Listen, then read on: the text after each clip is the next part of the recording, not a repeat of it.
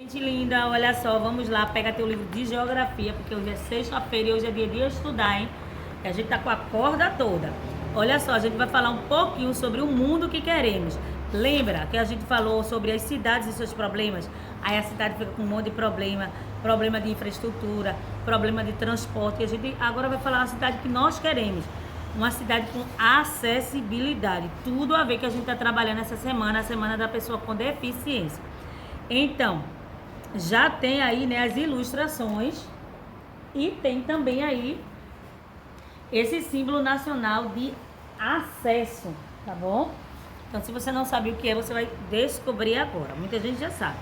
Então, você sabe o que é acessibilidade? Acessibilidade, ela significa dar às pessoas com deficiência ou com mobilidade reduzida. O que é isso, tia? Ou a pessoa tem a deficiência ou às vezes está com anda mais reduzidamente, né? Não é o mesmo passo que você anda. As condições necessárias, não é só de andar, né? Mobilidade reduzida não é só de andar. As condições necessárias para que elas tenham acesso aos mesmos locais e serviços disponíveis às demais pessoas. E isso não é favor, gente, é lei. O prefeito fez um favor de botar um ônibus que dê uma cadeira de roda. Não, isso é lei, isso é obrigação. A pessoa que é deficiente, ela também paga imposto, como todo mundo, ela é igual a todo mundo, tá bom? Então, todas as pessoas, ela têm direito de ir e vir. O que é isso? Eu tenho direito de sair, de ir à escola, tenho direito de ir a um posto médico. Todos. Não, é somente as pessoas que não têm deficiência. Não, são só os deficientes, não. Todo mundo. Então, com isso, quando o assunto é transporte público, é preciso saber que veículos e vias de sinalização devem ser adaptados a fim de permitir que as pessoas com deficiências ou mobilidade reduzida se desloquem de um local para o outro com segurança e autonomia. Infelizmente, não são todos os ônibus que são adaptados. Era para ser, mas ainda não são. Então, olha, ônibus adaptado para o acesso a cadeirantes na cidade de Caetano do Sul, no estado de São Paulo, mas aqui também tem, vocês já viram, né? Aí o motorista desce, aí aperta aquele botão, aí tem aquela escadinha, né, elevatória, e aí vai aquela rampinha lá, ele sobe. Então, assim, aqui tá mostrando não é uma rampa, mas aqui em Recife, né, e região metropolitana, é uma escada, né, que se vai lá, dá para subir e é um elevadorzinho.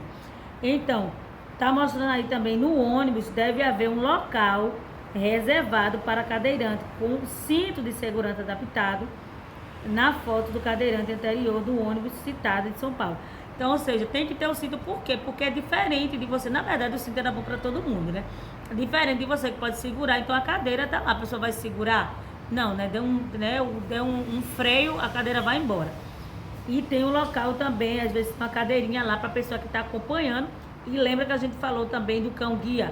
Tem pessoas que tem cão-guia, a pessoa senta ali do lado e o cão-guia fica do lado também. Então, é a acessibilidade. A existência de alguns equipamentos, como elevadores, rampas, estação de trem, de metrô, com terminal rodoviários e nos aeroportos, garante acesso às pessoas com deficiência ou mobilidade reduzida. Nas fotos, elevador, rampa e estação de metrô na cidade de São Paulo. Infelizmente, isso não é a cidade que a gente queria, mas não está acontecendo muitas vezes como a gente quer. Às vezes a gente chega lá no metrô, tá o elevador quebrado, como eu já cheguei várias vezes. E a pessoa que está precisando, tá lá com a cadeira de roda, não pode subir.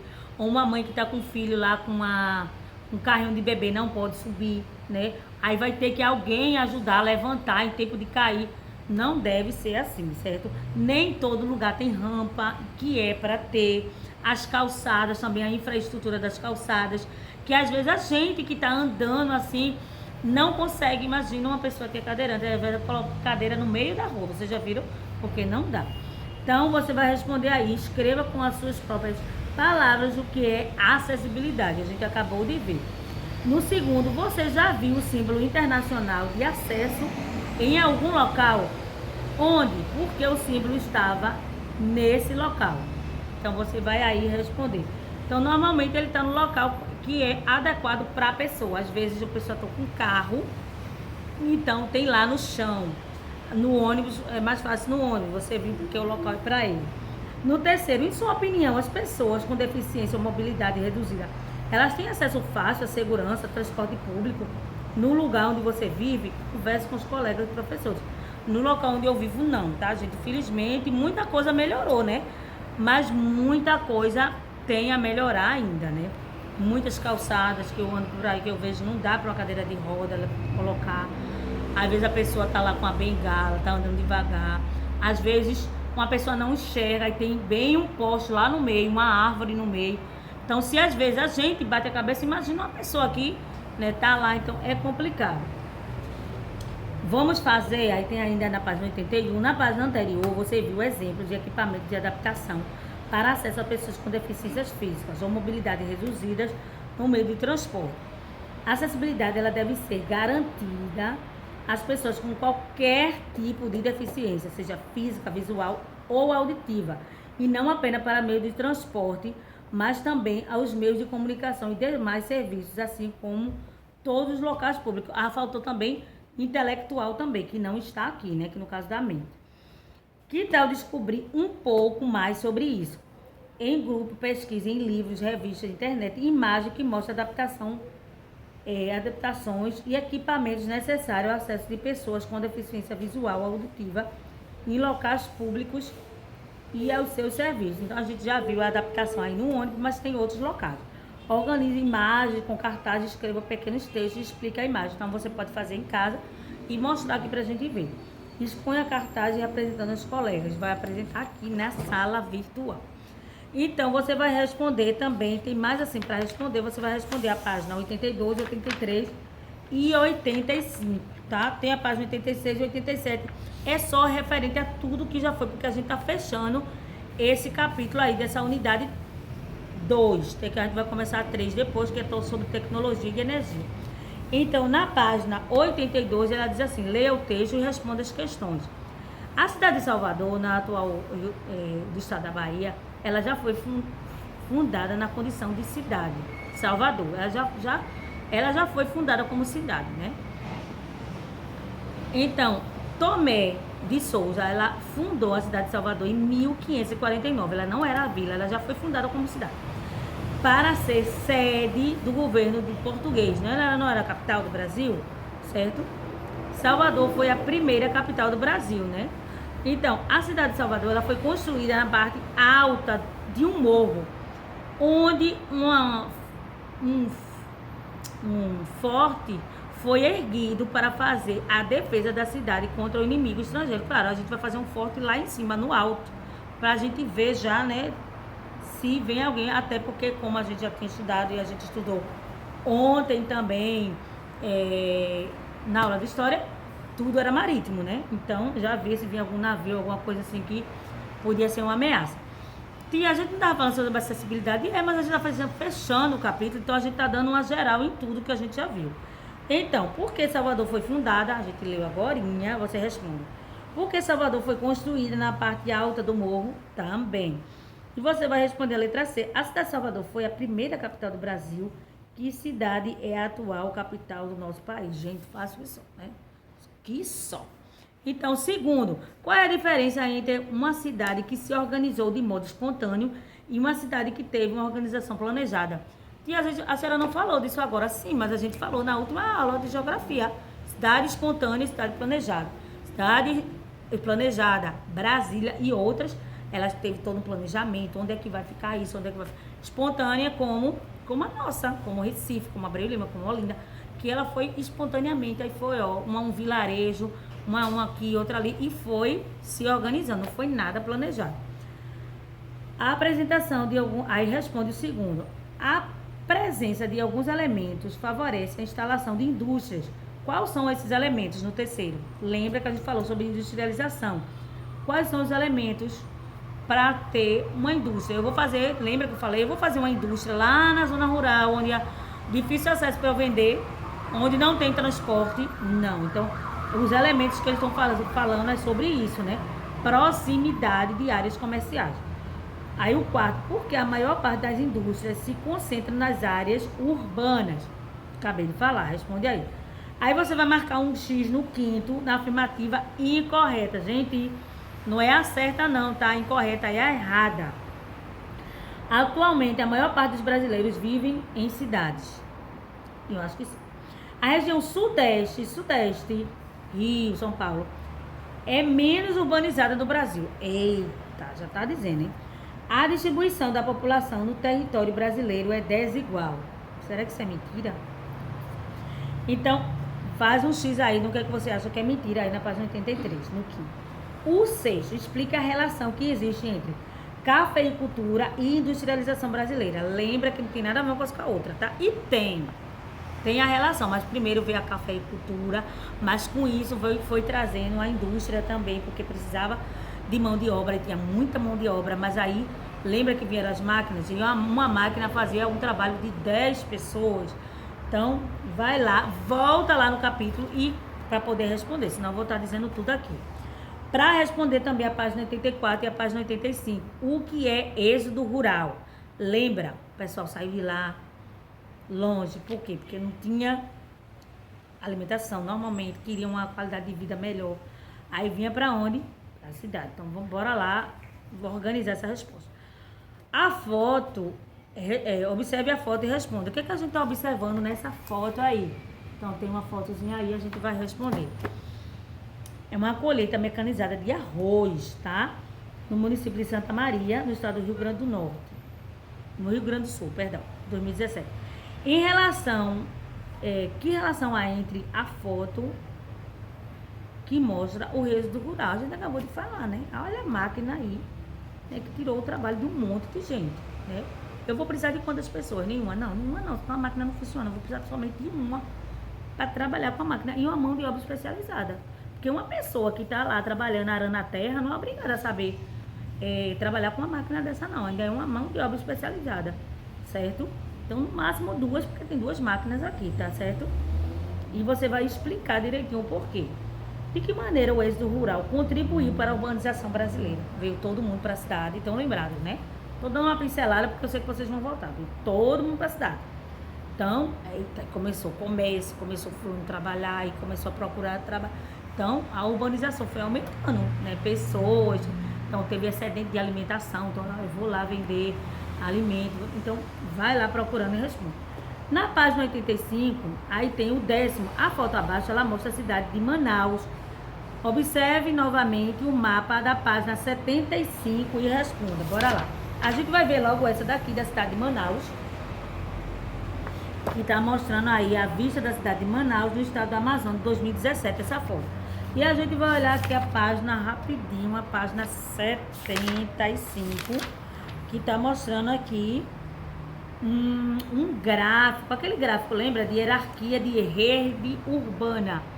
É muita coisa que tem na minha cabeça, mas, gente, estão lembrando que a gente falou sobre rede urbana, que a gente falou que existem as divisões, que existem as metrópoles, as megalópolis, as capitais regionais, centros urbanos regionais, centros de zona e centros locais. Que eu disse, onde você mora? É o quê? Aí eu te falei, eu moro em Recife. Aí Recife é uma metrópole. Por quê? Porque tem hospitais de grande complexidades, como o Hospital da Restauração, né? Tô falando da rede pública, mas tem privada, como Português, Hospital Português, que atende vários problemas. Tipo, se eu tenho um problema na cabeça, aí tem lá um neurologista. Quebrei uma perna, aí eu tenho lá um ortopedista. Mas se eu tiver numa capital local, eu tenho isso, não vou ter. No máximo, bem longe, um posto de saúde, se tiver aberto, se tiver um médico lá, certo? Então, dá uma revisada de novo nessa página 74, 73. Olha a página 75 para você poder responder. Quais são as unidades federativas que compõem a região que influencia a região de influência de Manaus, tá? Então, quais são as unidades federativas, tá? Aí você vai responder, vê aí qual é a capital direitinho, onde ela está localizada no mapa, que a gente viu o mapa lá, não foi? Qual é a classificação de Manaus? A primeira, ela não está perguntando se é metrópole, se é não sei o que não. Ela está perguntando, Manaus está aonde? Manaus é Amazonas e Roraima, Brasília, tá onde Manaus? Aí você vai me dizer. Ela tá falando sobre o mar, por isso que ela mandou você voltar lá no mar. Na letra B, ela tá justamente aquela classificação que eu acabei de falar agora. A classificação de Manaus, de hierarquia urbana, olha, tá vendo? Que tá lá, essa hierarquia existe, gente. Tá no livro. É uma proposta urbana, proposta pelo IBGE, que é o Instituto Brasileiro Geográfico e Estatística. E se você abrir na internet, qualquer livro tá lá. E no nosso livro também. Ela é o que? Manaus. Ela é classificada como metrópole, megalópole, zona rural. Então, vai lá e procura. Manaus é grande, viu, gente? Cidades, cite outras cidades que estão na mesma categoria de Manaus. Para isso, você tem que saber o que é que Manaus é. Nessa categoria aí. Se ela é metrópole, se é megalópole, se o que é que ela é, para poder você botar as outros tipos. Recife, Brasília, Salvador, é ok. Então você vai colocar. Explique como são as cidades classificadas nessa categoria de hierarquia urbana. Tudo eu vou precisar saber a letra B, para poder responder a letra C e a letra D, certo? Se é de grande porte, se é de pequeno porte, de alta complexidade, se não é, tá bom? Responde também, tinha muita coisa para responder, nada, gente. Rapidinho vocês respondem isso aí. Com a ajuda de um familiar, responda as perguntas do quadro. Nome do bairro. Isso aí você já tem que saber o nome do bairro onde você mora, né, gente? A data. O bairro onde você vive é atendido por muitas linhas de ônibus. Você deve saber. No seu bairro, há alguma estação de trem ou de metrô? Se houver, responda para chegar à estação, saindo da sua casa. Você precisa utilizar outro meio de transporte. A maioria pega integração, né? Eu sei que o pessoal aí que mora, digamos, depende do local onde você mora. Aí às vezes pega uma integração, tem a integração Sambá, né? Muita gente que mora em Olinda, tem muita gente que mora em Abreu e Lima, pega a integração de Abreu e Lima para poder ainda pegar outro ônibus, né? Mas vê aí, depende de onde você mora. Qual é o meio de transporte público que você mais utiliza para se locomover de um lugar para o outro? Tem gente que usa muito mais metrô, tem mais gente que pega só ônibus, tem gente que pega carro, né? Mas ela tá falando público, tá? Só pode ser metrô ou ônibus. Ou tem gente que pega, né? Tem locais ainda também que tem van também, né? Kombi. Por que você utiliza esse meio de transporte nos quintos? Geralmente, em quais horários você utiliza esse meio de transporte? No sexto, nesse horário, há excesso de pessoas ou de trânsito? Tem muita gente, tem muito carro, tem muita moto. Você paga para utilizar esse meio de transporte. Normalmente a maioria já paga, né? Devido à idade, 9, 10 anos, 11 anos, tudo já paga, né? Você considera esse valor alto ou baixo? Por quê? Né? A gente quando utiliza uma vez só, acha pouco, né? Mas quando você usa todo dia, quando você vê que não tem segurança adequada, que você vai em pé, né? Que não tem conforto, aí você vai começar a achar alto, né, gente? Reúna-se com um colega e converse sobre a questão a seguir. Quais são as principais qualidades do lugar onde você vive? Tia, tudo é ruim. Já vi gente falar que não presta. Não é assim, gente. Tem coisa que presta. Tem gente que mora perto da área litoral, que mora perto de praia. Mas não é perto, mas dá pra ir. Tem gente que não mora perto da área litoral, mas eu gosto muito de ir para o centro, e lá também tem parque, tem alguma coisa. Então bota aí, procura aí na mente que tem. Nenhum lugar é totalmente ruim nem totalmente bom. Quais são os principais problemas desse lugar? Letra B. Agora você vai fazer a parte boa e a parte ruim, tá certo? E no sexto, faça um desenho de cada parte faça um desenho em cada parte de uma folha avulsa.